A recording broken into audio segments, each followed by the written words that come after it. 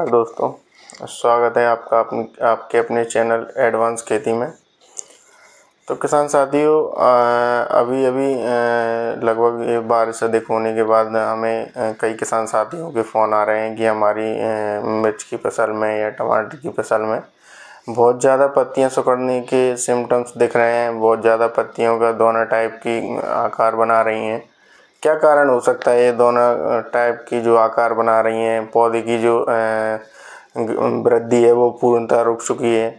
तो किसान साथियों, हमने यहाँ तक देखा है कि जब ये पत्तियाँ ऐसी सिकुड़ती हैं या गोलाकार जैसे दोनों टाइप का बनता है, एक तो मुख्य कारण है रस चूसक कीटों का, जो कि पौधे में पूर्णतः फैल जाते हैं, जो हमें बहुत सूक्ष्म होते हैं तो बहुत कम दिखाई देते हैं और हम उनका ध्यान नहीं कर पाते हैं। तो हम उनको सोच लेते हैं कि न्यूट्रिशन की कमी या अन्य कई भी कारण हो सकते हैं ऐसे, जिनकी वजह से हमारी पत्तियों का जो आकार है वो दोनाकार हो जाता है और जो पौधे की वृद्धि है वो पूर्णतः रुक जाती है, जिससे हमारी जो प्रोडक्शन में जो उसमें प्रोडक्शन में भी बहुत ज़्यादा कमी देखने को मिलती है। पौधा भी एकदम स्वस्थ नहीं रह पाता है। तो किसान साथियों, ऐसे कौन से रस चूसक कीट हैं जिनकी वजह से इनमें इतनी ज़्यादा समस्याएं देखने को मिलती हैं?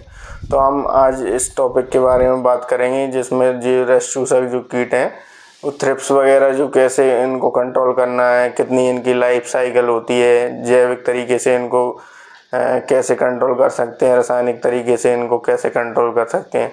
तो किसान साथियों, अगर आप हमारे चैनल में नए आए हो तो वीडियो को शेयर करिए, लाइक करिए और चैनल को सब्सक्राइब अवश्य करिए, जिससे हम समय समय पर आपको ये सारी जानकारियाँ उपलब्ध कराते रहें जो आपके पास पूर्णतः पहुँचती रहे। तो किसान साथियों, आज हम बात करेंगे थ्रिप्स के बारे में। तो थ्रिप्स होती क्या है किसान साथियों? जैसे कि थ्रिप्स अनेक प्रकार की होती है। थ्रिप्स ब्लैक भी होती है, कुछ थ्रिप्स पीली भी होती है, कुछ थ्रिप्स सफ़ेद भी होती है। सबसे पहले शुरुआती तौर में ये कैसी दिखती है? तो किसान साथियों, जब ये शुरुआती तौर में अंडा देती है, उसके बाद ये धीरे धीरे लार्वा में बदलती है। लार्वा के बाद ये फिर अपने एडल्ट रूप में आती है। तो ये जब वो अधिक नुकसान पहुंचाती है आपके पौधों को। तो किसान साथियों, ये दिन प्रतिदिन अपनी साइकिल बनाती रहती है और लगातार अंडे और ऐसे लार्वा फैलाकर ये अपनी साइकिल को आगे बढ़ाती रहती है, जिससे ये बहुत ज़्यादा गति से फैलने लगता है ये रोग।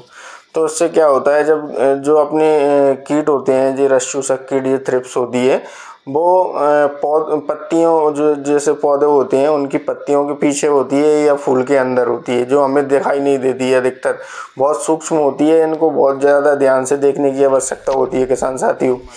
तो आप विशेष रूप से या तो आप जैसे अपन देखते हैं माइक्रोस्कोप या एक वो लेंस आता है जिसके माध्यम से भी आप इसको देख सकते हैं, या आप देसी तरीका है अपने सब किसान भाइयों के साथ मोबाइल तो होते ही हैं, तो मोबाइल का जो कैमरा होता है उसकी मदद से भी आप इनको देख सकते हैं, रस चूसक कीटों को।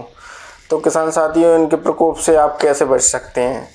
तो प्रिवेंटिव रूप में अगर आप कोई भी जैसे इंसेक्टिसाइड का उपयोग करके, हल्का इंसेक्टिसाइड कोई भी ले लो, एसिडामेप्रिड है, अपना एसीफेट है, और भी जो आते हैं जैसे कि अपना पिप्रोनिल है, इमिडाक्लोप्रिड प्लस पिप्रोनिल है, सिंगल इमिडाक्लोप्रिड है, इनके स्प्रे से भी आप इनको अच्छी तरीके से कंट्रोल कर सकते हो प्रिवेंटिव रूप में। और जैसे अब आप जैविक तरीके से अगर इनको कंट्रोल करना चाहते हैं तो जो ट्रैप आते हैं, नीले पीले ट्रैप, उनको लगाकर भी आप इनको बिना स्प्रे किए भी आप इनको कंट्रोल कर सकते हो। या फिर जो अपना नीम ऑयल आता है 15,000 ppm, 1500 ppm, तो इनको भी आप प्रिवेंटिव रूप में स्प्रे करके इनके अंडों को, जो ये ज़्यादातर थ्रिप्स पर तो इतना अच्छा रिजल्ट इनका देखने को नहीं मिलता जब वो एडल्ट होती है तब, लेकिन अंडा जब वो बनाती है तो उस टाइम इनका रिजल्ट बहुत अच्छा देखने को मिलता है। तो किसान साथियों, और थ्रिप्स आने का मुख्य जो कारण है वो जैसे कि ज़्यादा अधिक मात्रा में टेम्परेचर बढ़ जाए या फिर ज़्यादा एकदम तेज़ गति से टेम्परेचर गिर जाए, तभी ये आती हैं। और इनका मुख्य कारण ये भी है कि खेतों में अधिक खरपतनाशक जो रहते हैं, खरपतवार रहते हैं, तो उनको भी सही समय पर हटा देना चाहिए, खेत से दूर रखना चाहिए खरपतवारों को। जितने भी खरपतवार हैं उनको अच्छी तरीके से सफाई रखनी चाहिए, जिससे कि कोई भी इंसेक्ट ना आने पाए अपने खेत में। तो किसान साथियों, अगर आप इनको रासायनिक तरीके से कंट्रोल करना चाहते हैं तो इसमें आप जैसे कि अगर प्रिवेंटिव में आप करते हैं तो कोई भी इंसेक्टिसाइड से आप इनको कंट्रोल कर सकते हैं। अगर ये अधिक मात्रा में बढ़ जाती हैं तब आपको कोई अच्छा इंसेक्टिसाइड स्प्रे कराना होगा। तो आप इसमें एक तो जो डेलीगेट आता है, डेलीगेट का स्प्रे करके भी आप इनको कंट्रोल कर सकते हैं। दूसरा अपना घरडा का जो प्लस आता है इमिडाक्लोप्रिड प्लस फिप्रोनिल, उससे भी आप इसको कंट्रोल कर सकते हैं। तीसरा अपना बाइफेंथ्रिन डाइफेंथ्रिन, इनका स्प्रे करके भी आप इनका अच्छे से कंट्रोल कर सकते हैं। तो किसान साथियों, अब इनके स्प्रे शेड्यूल की बात करते हैं, जैसे कि किस टाइम पर इनका स्प्रे करना चाहिए। तो किसान साथियों, विशेष ध्यान रहे कि आप अगर इंसेक्टिसाइड, किसी भी इंसेक्टिसाइड का अगर आप स्प्रे कर रहे हैं तो उसका निश्चित समय होना चाहिए। जैसे कि 6 बजे से लेकर सुबह 10 बजे तक आप इनका स्प्रे कर सकते हैं, और शाम को 4 बजे से लेकर 6 या 7 बजे तक, जब तक आप स्प्रे कर सकें शाम तक, तो उतने समय तक ही आप इसका स्प्रे कीजिए। दिन में आप स्प्रे ना कीजिए, दिन में स्प्रे करने से टेम्परेचर हाई होता है तो उससे और पत्ती जलने जैसी समस्याएं आपको देखने को मिल जाएंगी। तो किसान साथियों, समय समय पर अपने खेतों का निरीक्षण करते रहें, जिससे आपको ये सारी समस्याएं देखने को ना मिलें।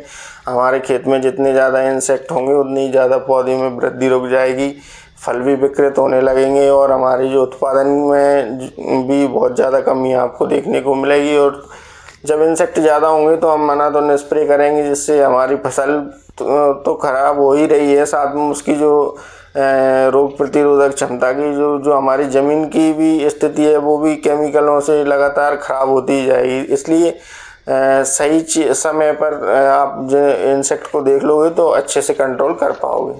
तो किसान साथी, समय समय पर आप अपने खेतों में या अपने पौधों में ट्रैप के माध्यम से या चल फिर कर सुबह के टाइम पर अवश्य ध्यान दें कि हमारे खेत में किसी प्रकार का कोई इंसेक्ट तो नहीं है। तो उसको आप प्रिवेंटिव रूप में भी कंट्रोल कर सकते हैं, जिससे आपको ये सारी समस्याएं देखने को नहीं मिलेंगी। धन्यवाद।